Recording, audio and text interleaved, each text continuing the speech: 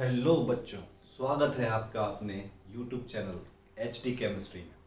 तो हम यहाँ पर पढ़ रहे थे मोल कॉन्सेप्ट और पिछले लेक्चर्स में हमने एटॉमिक मास, मॉलिक्यूलर मास, है ना, molar mass, number of moles calculate करना सीख लिए थे। तो आज अब हम एक नया कॉन्सेप्ट सीख रहे हैं। हम सीख रहे हैं जब किसी आइडियल गैस का वॉल्यूम एट STP दिया रहता है तो नंबर ऑफ मोल्स कैसे कैलकुलेट किए जाते हैं। ठीक है, तो देखते हैं। फॉर आइडियल गैस, ठीक है। तो आइडियल गैस के लिए एक कंडीशन, स्पेसिफाइड कंडीशन, यानी कि STP condition at STP means standard temperature and pressure.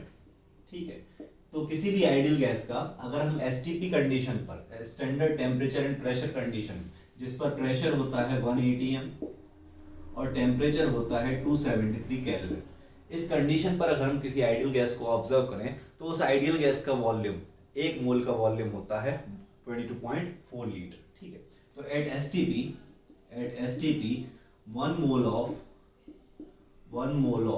N ideal gas occupy 22.4 liters of volume. At STP 1 mole of an ideal gas occupy 22.4 liters of volume. ठीक है, तो एक मोल का वॉल्यूम STP पर क्या होता है, 22.4 लीटर्स होता है। यानी कि 22.4 लीटर्स क्या हो गया, मोलर वॉल्यूम हो गया। Molar volume at STP। Molar volume हम क्यों बोल रहे हैं, तो मैंने पिछले लेक्चर में बताया था आपको कि मोलर वर्ड कहीं भी लगता है तो वो होता है एक मोल के लिए। तो मोलर वॉल्यूम इसलिए बोल रहे हैं क्योंकि एक मोल का वॉल्यूम है और किस कंडीशन पर, एसटीपी कंडीशन पर। ठीक है, तो यहाँ से अगर हमें नंबर ऑफ मोल्स कैलकुलेट करना है तो नंबर ऑफ मोल्स का फॉर्मूला हो जाएगा, number of moles is equal to given volume at STP in litres divide by 22.4, volume at STP in litres divide by 22.4। ठीक है, तो नंबर ऑफ मोल्स का फॉर्मूला क्या हो जाएगा, volume at STP in litres divide by 22.4।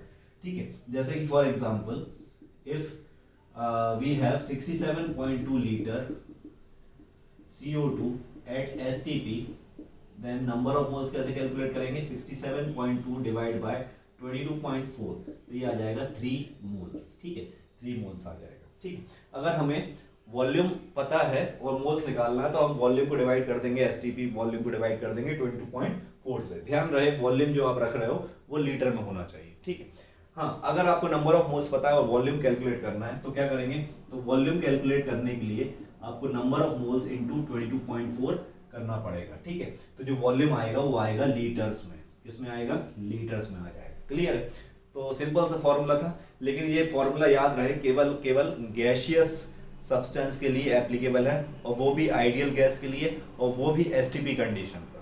ठीक है, चलिए आगे बढ़ते हैं। तो अभी तक हमने टोटल 3 फॉर्मूले देखे हैं नंबर ऑफ मोल्स के।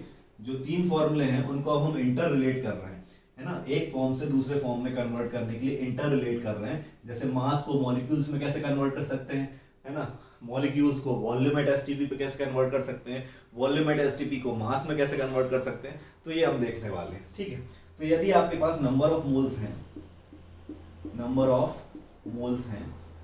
ऑफ मोल से आप मास निकाल सकते हो, नंबर ऑफ पार्टिकल्स निकाल सकते हो, पार्टिकल्स यानी मॉलिक्यूल्स या एटम्स, तो नंबर ऑफ पार्टिकल्स निकाल सकते हो। ठीक है, और अगर कोई गैस है तो उसका volume at STP in litres निकाल सकते हो। ठीक है, तो मान लीजिए, सपोज कीजिए कि आपके पास मास गिवन है और मास गिवन है, मास से मोल्स निकालने हैं। मास से क्या निकालने हैं, मोल्स। तो आपको क्या करना पड़ेगा, डिवाइड बाय मोलर मास करना पड़ेगा, डिवाइड बाय मोलर मास। ठीक है, और अगर आपको नंबर ऑफ मोल्स पता है, उससे मास निकालना है, नंबर ऑफ मोल से मास निकालना है तो क्या करना पड़ेगा, मल्टीप्लाई बाय मोलर मास। ठीक है, तो ये करना पड़ेगा मल्टीप्लाई बाय मोलर मास। ठीक, अगर आपको नंबर ऑफ पार्टिकल्स पता है, मोल्स निकालने हैं, तो नंबर ऑफ पार्टिकल्स को डिवाइड करना पड़ेगा Na से, और नंबर ऑफ मोल्स से पार्टिकल्स निकालने हैं तो मल्टीप्लाई करना पड़ेगा Na से। ठीक, अगर आपको एसटीपी पे वॉल्यूम पता है और आपको मोल्स निकालने हैं तो डिवाइड करना पड़ेगा, एसटीपी पे वॉल्यूम को डिवाइड करना पड़ेगा 22.4 से, और अगर आपको मोल्स पता है, वॉल्यूम निकालना है तो मल्टीप्लाई करना पड़ेगा 22.4 से। ठीक है, तो अब मैं क्या बोल रहा था, मैं ये बोलना चाह रहा था कि अगर आपको मास पता है और किसी गैस का वॉल्यूम निकालना है एसटीपी पे, तो आप क्या करोगे, मास को पहले डिवाइड करोगे, मास को क्या करोगे, डिवाइड करोगे मोलर मास से, तो नंबर ऑफ मोल्स आएंगे। मास को डिवाइड करोगे नंबर ऑफ मोलर मास से, तो नंबर ऑफ मोल्स आएंगे, फिर नंबर ऑफ मोल्स को मल्टीप्लाई कर दोगे 22.4 से, तो वॉल्यूम आ जाएगा। ठीक है, तो अगर आपको वॉल्यूम दिया गया है किसी आइडियल गैस का और वॉल्यूम से मान लीजिए नंबर ऑफ मॉलिक्यूल्स निकालने हैं, तो क्या करेंगे, गिवन वॉल्यूम को हम डिवाइड करेंगे 22.4 से, नंबर ऑफ मोल्स आएंगे और नंबर ऑफ मोल्स को मल्टीप्लाई कर देंगे Na से, तो नंबर ऑफ पार्टिकल्स आ जाएंगे। मान लीजिए आपको नंबर ऑफ मॉलिक्यूल्स दिया है, मास पूछा है, तो नंबर ऑफ मॉलिक्यूल्स को आप डिवाइड करोगे Na से, पहले मोल्स आएंगे, फिर मोल्स को मल्टीप्लाई कर दोगे मोलर मास से, तो मास आ जाएगा। इस तरह से हम तीनों फॉर्मूलेस को इंटर रिलेट कर सकते हैं। तो आज की वीडियो में इतना ही रखूंगा। ठीक है, इसके क्वेश्चंस हम प्रैक्टिस करेंगे, उसके लिए सेपरेट वीडियो लेक्चर्स लाने वाला हूं मैं, क्वेश्चन प्रैक्टिस के लिए सेपरेट वीडियो लेक्चर्स लाने वाला हूं, तो आप उसको देख लीजिएगा। और आज के लिए हम इतना ही